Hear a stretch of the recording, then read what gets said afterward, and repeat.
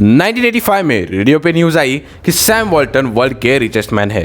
तो सब सोचने लगे ये सैम वॉल्टन कौन है, कभी इसके बारे में सुना नहीं या कभी न्यूज में देखा। ये कौन है जो अचानक से वर्ल्ड का रिचेस्ट मैन बन गया। इसलिए सभी रिपोर्टर्स बेनेट वैली पहुंच गए जहां सैम वॉल्टन रहते थे। अभी सबको लगा कि सैम वॉल्टन एक बहुत ही आलीशान लाइफ जी रहे होंगे, उनके पास बहुत बड़ा घर होगा और उसी के साथ उनके पास अच्छी गाड़ियां होगी और अगल बगल में बहुत सारी लड़कियां होगी। पर उनके सारे एजम्पशंस गलत निकले। सैम वॉल्टन अच्छे और महंगे कपड़े पहनने की जगह बहुत ही सिंपल ड्रेस पहनते थे। उनका घर बड़ा और मॉडर्न होने की जगह पुराना और बहुत ही नॉर्मल था। और उन्होंने ये भी जाना कि सैम वॉल्टन बड़े बड़े सैलून से बाल कटवाने की जगह पास के ही किसी हेयर सैलून में जाते थे और वो स्पोर्ट कार ड्राइव करने की जगह एक ट्रक ड्राइव करते थे। अब ये देखकर रिपोर्टर्स हैरान हो गए और उन्होंने सैम वॉल्टन से पूछा, आप तो वर्ल्ड के रिचेस्ट मैन हैं, तो आप इसी जिंदगी क्यों जी रहे हो। सैम ने इस पर बहुत ही अच्छा जवाब दिया कि मैं एक बहुत ही गरीब फैमिली से हूँ और मैं पैसे की वैल्यू को समझता हूँ और अगर मैं फिजूल के खर्चे करूँ तो मेरे कस्टमर के जेब से पैसों की बर्बादी होगी। इस चीज ने सब रिपोर्टर्स को और भी ज्यादा हैरान कर दिया। अभी दोस्तों, सैम वॉल्टन सच में एक बहुत ही ज्यादा गरीब फैमिली से बिलोंग करते थे और वो बचपन से ही पैसे कमाने के लिए अलग अलग काम करते थे। इसलिए उनको पैसे की वैल्यू अच्छी तरीके से पता थी। वो उनके लिए जितना जरूरी है उतना ही खरीदते थे और बाकी सब वो कंपनी में लगा देते थे। वो कहते थे कि बहुत से बिजनेसमैन और एंटरप्रेन्योर्स कंपनी सक्सेसफुल होने के बाद उस कंपनी का सारा पैसा अपने ऊपर खर्च कर देते हैं, पर मैं ऐसा नहीं करना चाहता। मैं पैसे की वैल्यू को समझता हूँ। इसीलिए दोस्तों, सैम वॉल्टन एक बहुत ही ज्यादा सिंपल लाइफ जीते थे और जरूरत से ज्यादा खर्चा नहीं करते थे। इससे हमें हमारा लेसन नंबर 1 मिलता है, जो है कि वैल्यू द मनी। अभी मैं आपको ऐसे 4 रूल्स बताऊंगा मेड इन अमेरिका इस बुक से, जिससे आपको बहुत ही ज्यादा वैल्यूएबल नॉलेज मिलेगा सैम वॉल्टन की लाइफ से। So let's begin. Lesson number 2, be the best in what you do. बचपन से ही सैम वॉल्टन की मॉम ने उनको बताया था कि तुम जो भी करो उस चीज में तुम चैंपियन बनो।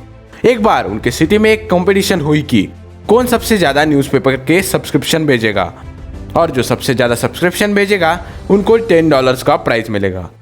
और गेस व्हाट, कौन जीता होगा। सैम वॉल्टन सिर्फ पढ़ाई में ही नहीं तो स्पोर्ट्स में भी बहुत ज्यादा चैंपियन थे।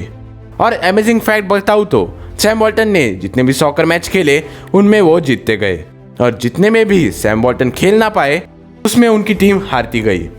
उनके माइंड में यह हमेशा रहता था कि जीतना और नंबर 1 रहना ये मेरा हक है।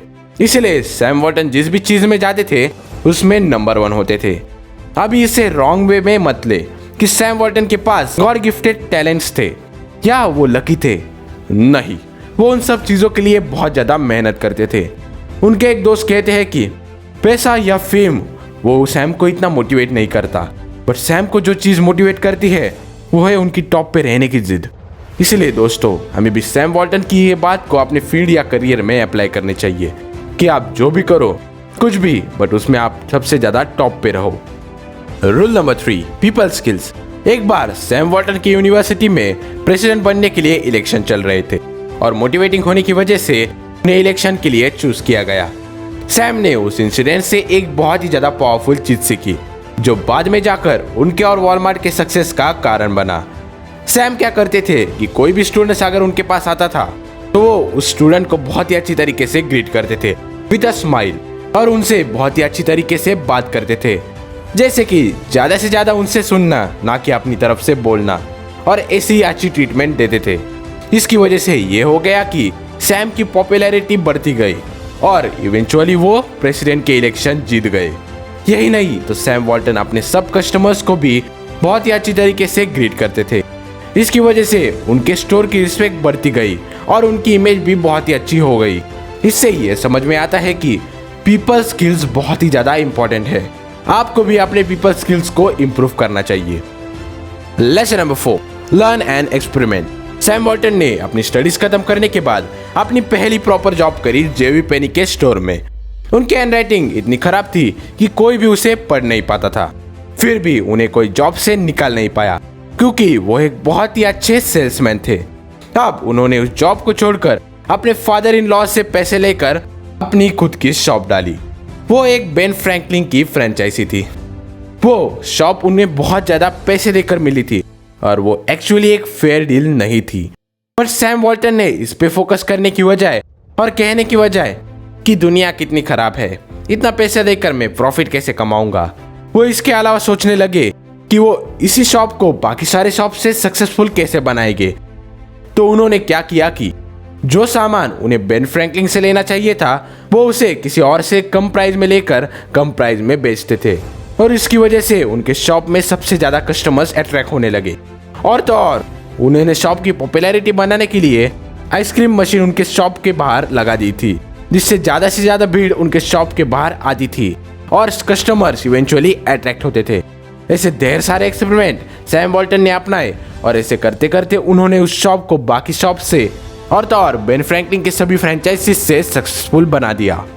इसके जैसे कई अमेजिंग सीन्स और स्टोरीज सैम वॉल्टन की लाइफ से इस बुक में दिए हुए हैं, जिसका नाम है Sam Walton made in America. यह बुक सैम वॉल्टन के पूरे जर्नी को दिखाती है। आप इस बुक को जरूर पढ़िएगा, और अगर आपको इस बुक का सेकेंड पार्ट चाहिए तो हमें कमेंट पे जरूर बताइएगा। चैनल को सब्सक्राइब करके वीडियो को लाइक कर देना, और लास्टली वीडियो देखने के लिए धन्यवाद। आपका दिन शुभ हो।